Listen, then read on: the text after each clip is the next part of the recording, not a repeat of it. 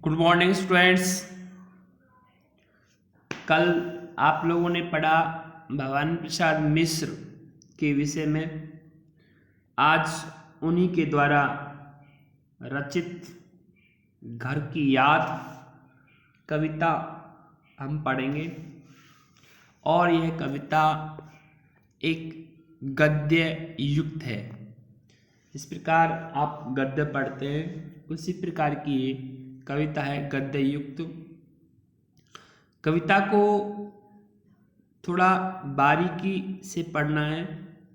इसमें जो कवि है वो खुद कारावास के अंदर है और कारावास में रहकर वह अपने घर को याद कर रहा है कि मेरे घर के जो सदस्य हैं अर्थात मेरे भाई बहन माँ बाप हैं वो किस प्रकार जीवन जी रहे हैं।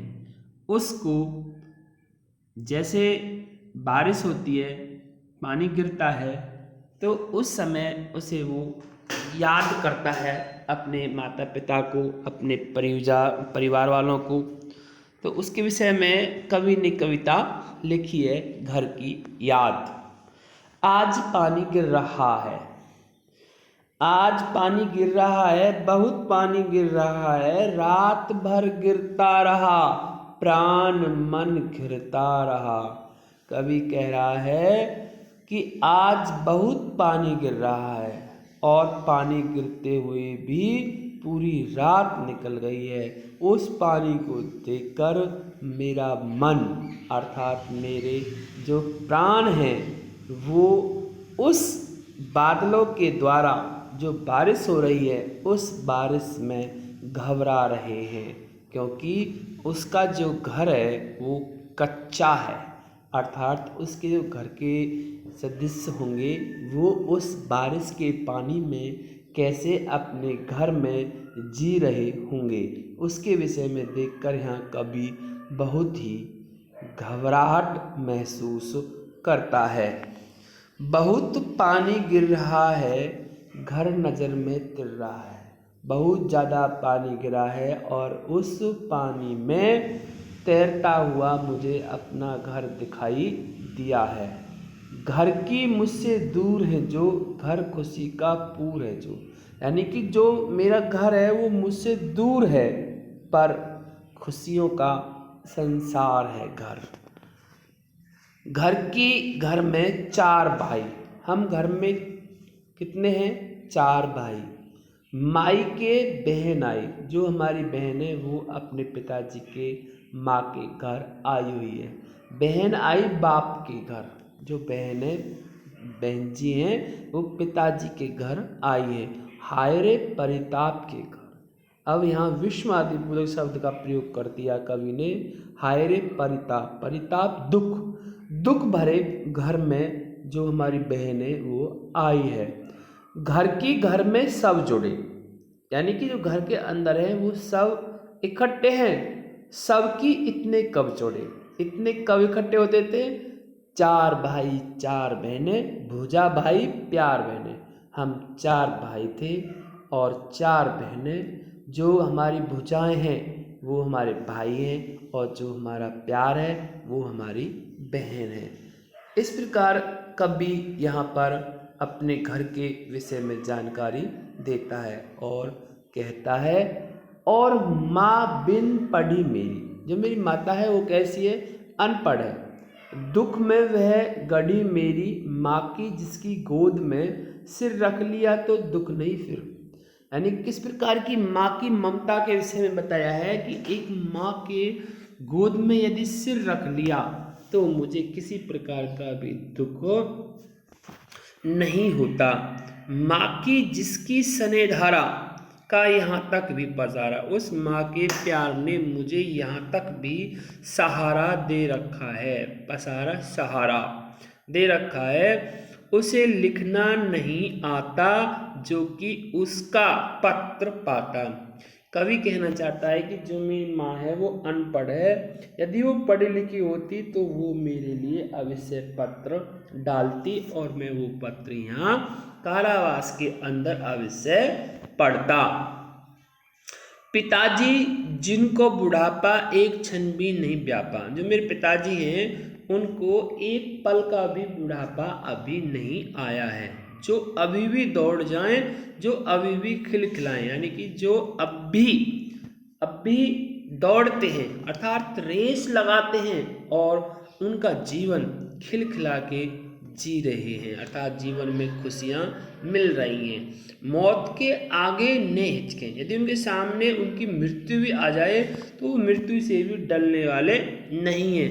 शेर के आगे न बिचकें, और उनके सामने यदि शेर भी आए तो शेर से भी वो भयभीत होने वाले नहीं हैं। बोल में बादल गरजता। उनकी जो आवाज़ है वो आज भी ऐसी है जैसे बादल गरजते हैं। काम में झंझला लड़ जाता, अर्थात काम करने में भी उनके अंदर बहुत ज़्यादा स्फूर्ति है, अर्थात काम करने की भी उनके मन में बहुत ज़्यादा तीव्रता भरी हुई है और काम करने के लिए वो लालायित भी हैं।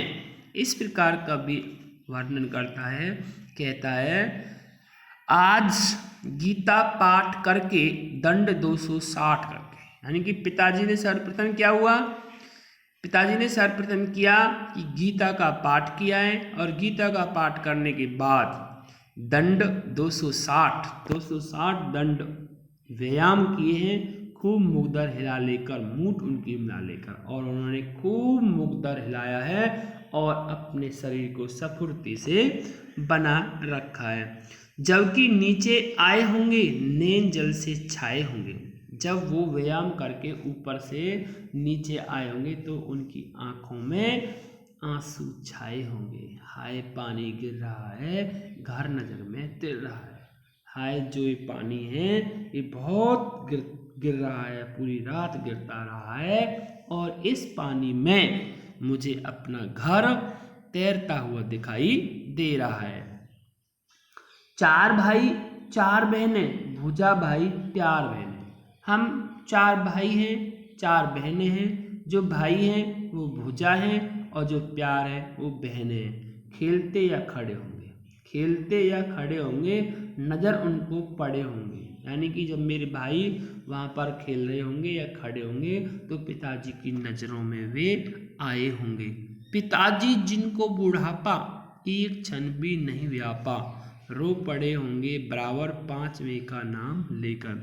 पिताजी को बिल्कुल भी अभी बुढ़ापा नहीं आया है एक पल भी, लेकिन जब उनको 5वें का नाम याद आया होगा तो वो रो पड़ेंगे। अर्थात यहाँ कवि कहना के चाहता है कि हम चार भाई और चार बहन तो मेरे घर पर हैं, लेकिन जो मैं 5वां भाई हूँ वो कारावास के अंदर हूँ। इस प्रकार जो एक कवि के भाई और जो बहन हैं वो 9 हैं, यानी कि 5 भाई हैं और 4 बहनें हैं।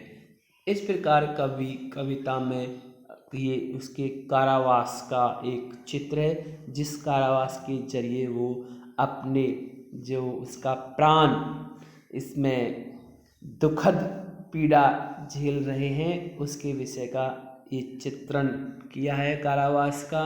इसके जरिए एहसास हो सकता है कि कवि किस प्रकार अपने घर को देख रहा है और घर किस प्रकार उसे दिखाई दे रहा है।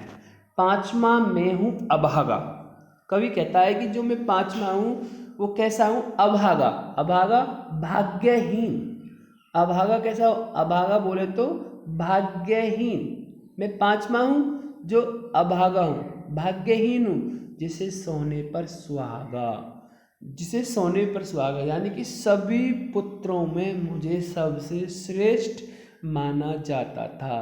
पिताजी कहते रहे प्यार में बहते रहे, और मेरे जो पिताजी वो इस प्रकार कहते रहे और प्यार में इस बात को सहन करते रहे।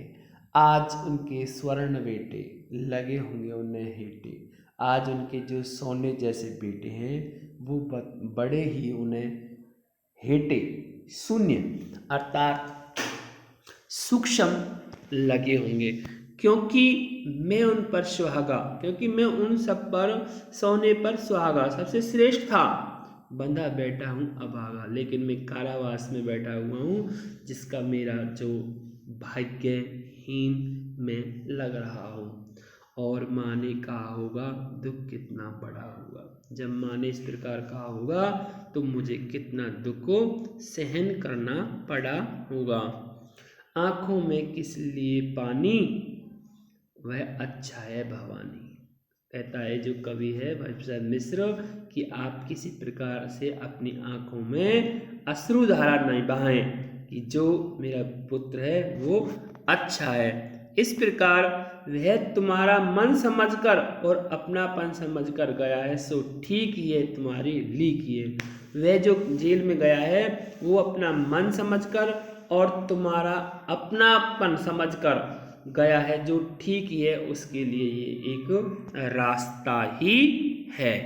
इस प्रकार कवि यहाँ प्रस्तुत करना चाहता है और इस कविता को आप यहाँ तक ही देखेंगे, यह तुम्हारी लीक है। इसके बाद आपको नेक्स्ट में हम पढ़ाएंगे। आज के लिए इतना ही काफ़ी है। थैंक्स।